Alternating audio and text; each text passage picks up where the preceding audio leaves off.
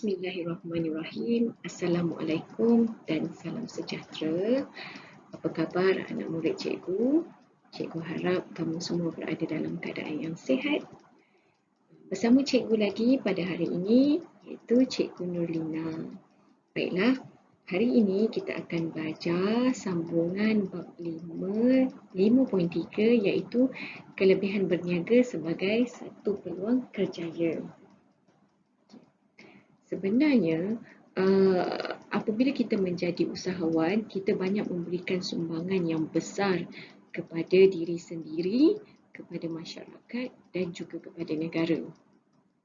Selain daripada itu, bidang usahawan ini juga banyak memberi faedah kepada matlamat peribadi, objektif perniagaan dan keberuntungan perniagaan. Jadi, jom kita tengok satu-satu. Apakah kelebihan berniaga sebagai satu peluang kerjaya? Sebenarnya terdapat 3 kelebihan berniaga sebagai satu peluang kerjaya. Kita tengok satu persatu. Yang pertama ialah matlamat peribadi. Matlamat peribadi bermaksud kejayaan dalam bidang perniagaan ini banyak membentuk personaliti seseorang usahawan tersebut. Contohnya seperti yakin pada diri sendiri, ketabahan dalam mengharungi cabaran dan dugaan, kemudian berani mengambil risiko, sikap optimistik, dapat mendorong seseorang usahawan itu lebih berjaya. Kenapa? Sebab biasanya usahawan ni dia menguruskan masa dia sendiri. Jadi dia uruskan masa dia secara fleksibel. Dia memberi kebebasan kepada usahawan untuk menguruskan jadual kerja dan kehidupan seharian dia. Jadi, maka dengan itu, seseorang usahawan itu, dia akan memastikan perniagaannya akan terus maju. Baiklah, yang kedua, objektif perniagaan. Usahawan menyediakan banyak peluang pekerjaan dalam pelbagai bidang seperti perkilangan, pembinaan, perdagangan dan khidmat jualan langsung. Dan secara tak langsung sebenarnya usahawan ni membantu mengurangkan pengangguran sebab dia banyak membuka peluang pekerjaan. Jadi secara tak langsung pendapatan negara meningkat, pengangguran pun dapat dikurangkan kerana semua orang memiliki pekerjaan. Usahawan juga merupakan seorang yang kreatif dan dinamik dalam menghasilkan produk untuk memenuhi keperluan dan kehendak pengguna. Jadi dia akan cuba fikir untuk buat produk yang terbaik untuk diberikan kepada pengguna. Maka dengan ini kebergantungan negara terhadap barang import dapat dikurangkan sebab usahawan dapat menghasilkan barang gantian untuk barang yang kita import ini. Dan secara tak langsung juga kita dapat memperbaiki imbangan dagangan negara. Selain daripada itu juga, pembangunan sesuatu kawasan dapat ditingkatkan hasil daripada pelaburan yang dilakukan oleh usahawan. Contohnya, usahawan ni dia banyak meneroka tempat baru. Jadi secara tidak langsung dia membangunkan juga ekonomi negara tersebut. Yang ketiga adalah keberuntungan perniagaan. Bidang keusahawanan memainkan peranan penting dalam era globalisasi masa kini. Setiap produk dan perkhidmatan yang ada di pasaran wujud atas daya saing seseorang usahawan tersebut. Jadi, berikut merupakan keberuntungan perniagaan. Mari kita tengok. Yang pertama, mendapat sumber manusia yang mempunyai kepakaran. Kemudian yang kedua, meluaskan pasaran. Yang ketiga, memantapkan imej perniagaan. Yang keempat, melaksanakan tanggungjawab sosial. Dan yang terakhir, penggunaan peralatan dan teknologi terkini. Baiklah, inilah dia 5 keberuntungan perniagaan. Jadi kamu hafal dan ingat, nanti kalau keluar dalam exam senang nak jawab. Seterusnya kita dah habis cerita tentang kelebihan berniaga sebagai satu peluang kerjaya. Jadi apa kata kita buat latihan, cikgu nak tengok sejauh mana kefahaman kamu. Jom kita buat sama-sama. Okey, ini latihan dia.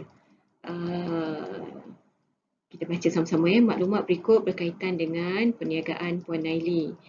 Semenjak dari sekolah rendah lagi, Puan Naili sudah meminati bidang perniagaan.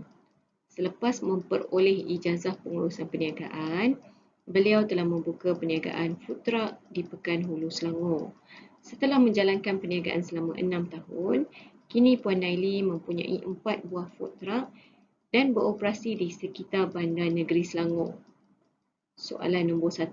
Mengapakah Puan Naili begitu berminat dan bersungguh-sungguh untuk menjadikan perniagaan sebagai satu peluang kerjaya?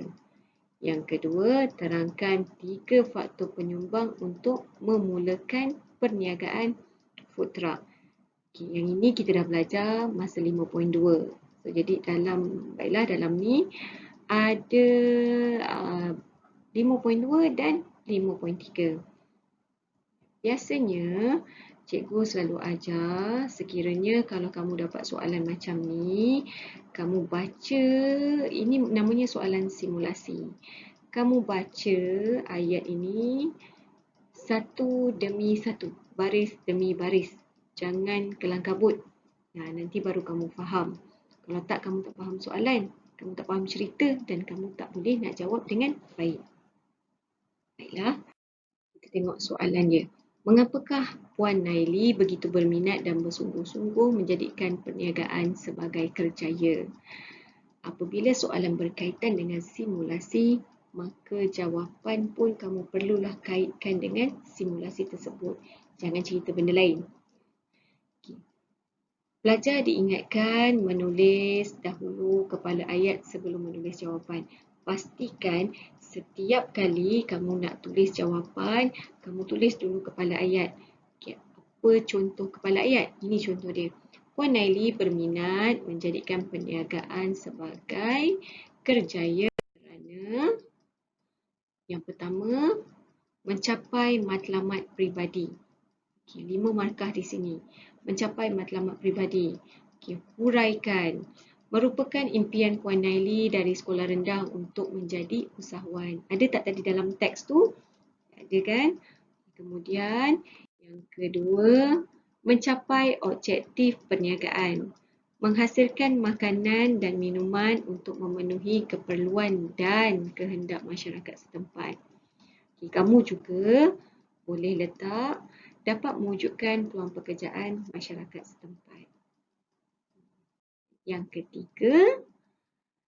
ketiga ialah kelebihan berniaga dan keberuntungan perniagaan. Dapat meluaskan pasaran. Puan Naili mempunyai 4 buah food truck yang beroperasi di sekitar negeri Selangor. Baiklah, sekiranya kamu tulis jawapan macam ni, berpeluang besarlah kamu mendapat markah penuh. Seterusnya, kita tengok soalan nombor 2. Jelaskan 3 faktor penyumbang untuk memulakan perniagaan food truck. Jelaskan. Ayat di sini, soalan kata tugas dia adalah jelaskan. Apabila jelaskan 3 faktor, 6 markah, maka jawapan kamu mestilah fakta dan huraian. Jadi, total di sini ada 3 fakta dan 3 huraian. Campur jadi 6. Seperti biasa, pelajar diingatkan menulis dahulu kepala ayat sebelum menulis jawapan. Okay, kepala ayatnya ialah 3 faktor penyumbang ialah modal. Mesti mempunyai modal seperti wang ataupun lori food truck Puan Naili. Seperti yang cikgu cakapkan tadi, soalan ada simulasi. Simulasi maksudnya adalah teks. Jadi kamu kena ikut dalam teks tu. Yang kedua, kemahiran. Huraiannya adalah perlu mempunyai kemahiran dalam bidang yang diceburi. Ada kesilapan ejaan di situ. Contohnya seperti Puan Naili mempunyai ijazah pengurusan perniagaan. Okay, kalau kamu tak nak tulis pun tak apa, tapi nasihat cikgu yang paling baik adalah kamu kaitkan dengan simulasi. Untuk huraian yang ketiga adalah lokasi yang sesuai. Usahawan yang bijak mesti memilih lokasi yang sesuai yang mempunyai orang ramai. Contohnya, Puan Naili memilih berniaga di Pekan Hulu Selangor.